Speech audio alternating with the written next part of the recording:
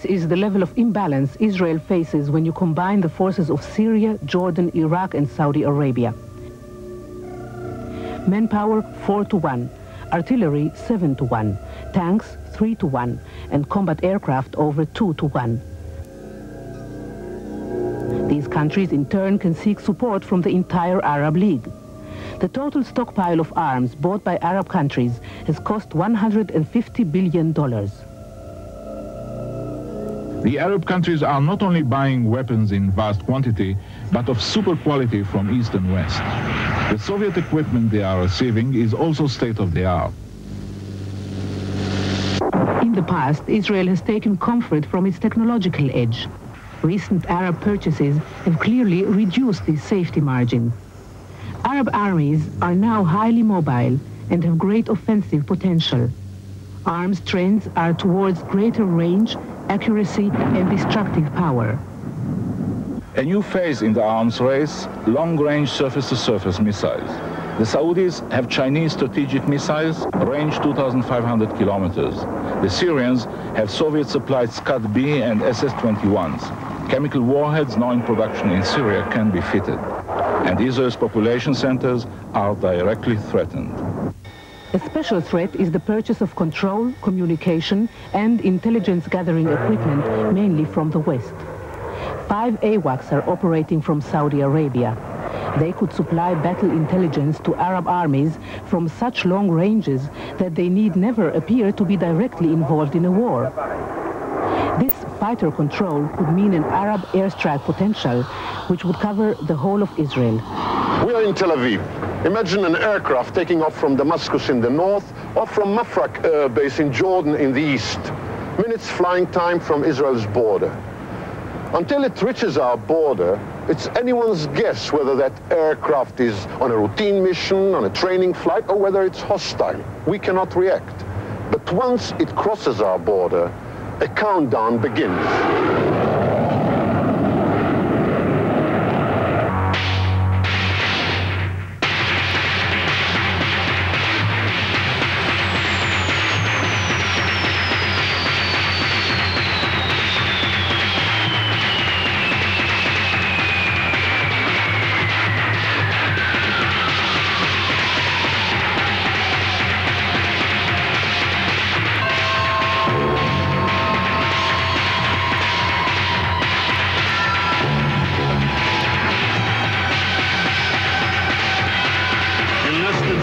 Seconds, the capital, Jerusalem, is under attack. 40 seconds later, Ben Gurion Airport, our lifeline with the outside world.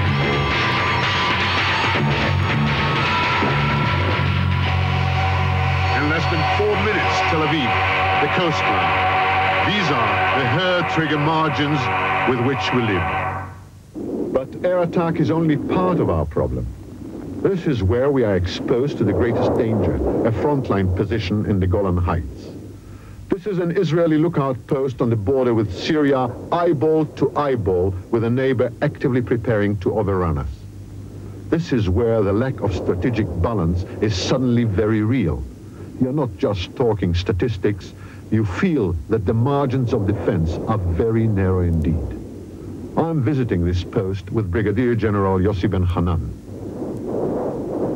This area looks rather quiet, almost pastoral today, but unfortunately I can assure you that a kilometer behind us, in bunkers, in camps, in trenches, over 2,000 tanks out of artillery pieces, infantry, anti-tank capability, crossing equipment, all ready to attack westward, and in a matter of a very short notice.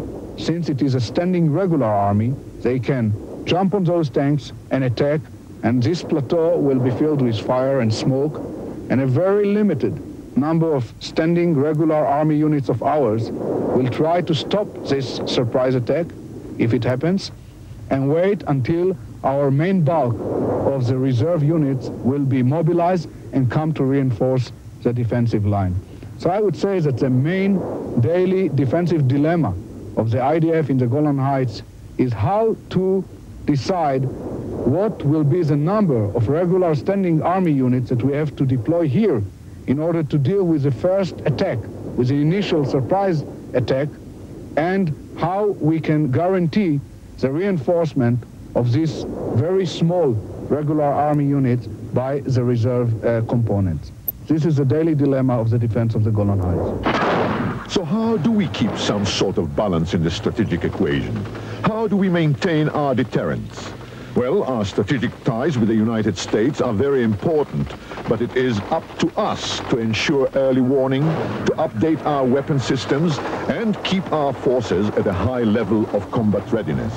This is a combined arms exercise for reservists who make up 2/3 of Israel's defense forces. Unlike the Arabs, Israel cannot afford to maintain huge standing armies. In addition to 3 years of national service, we all give up at least another 4 years of our life to the reserves. A few weeks each year, right up to the age of 54, we have to leave our farms, factories, and offices with great disruption to business, career, and family life. Efficiency of mobilization is paramount. The reserves have to be transported from their homes to any battlefront very quickly indeed. The difficulty is knowing when to mobilize, when the threat is real. Israel cannot afford to finance a response to false alarm after false alarm. The edge of deterrence has always been Israel's key defense. It has produced specialized weapons like the Merkava tank, designed for the regional terrain and developed to protect its crews and to transport troops under cover. Israel is highly sensitive to loss of life. Everyone has a brother, a son, a cousin, or a boyfriend in service. Casualties are felt very deeply throughout the community. The question on everyone's mind is not whether we will win. We have got to win, but at what cost of human lives? This issue does not seem to overly concern Arab military planners, as the Iran-Iraq war again clearly demonstrates. Israel's chief of staff is Lieutenant General Dan Shomron. He has been active in the Middle East military environment for over 30 years, and he believes that Israel has an advantage which offsets Arab supremacy of armament, manpower, and territory. היתרון היחסי שיש לנו במשוואה האסטרטגי הוא כולו במישור של האיכות האנושית של האדם. The relative advantage we have in the strategic equation is entirely in the human factor, the quality of our people. Our officers and soldiers are raised in a democratic and open society. They are trained to think, accept responsibility, and take the initiative. Our society is also technologically developed, so our men are capable of exploiting the full potential of our weaponry, even to invent weapons. They come up with surprises all the time in the course of battle. If you combine all of these factors with our advanced weaponry, our small and highly qualified army can overcome much larger armies equipped with massive amounts of arms.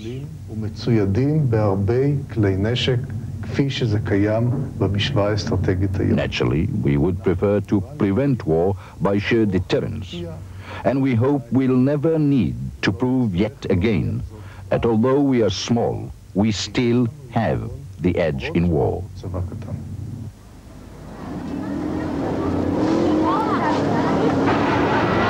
We've looked at some of the threats building up around us, and we are left with a lot of questions we keep asking ourselves while we live our daily lives.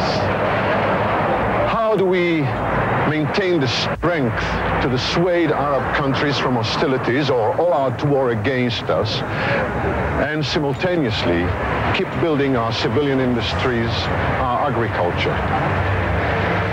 How do we keep constantly alert and have enough early warning to mobilize our reserves against an attack and still not disrupt too much our people's careers, businesses, and education? And while building our country, how do we gain time to find overall answers which could fulfill the hopes we all had on that day in March 1979?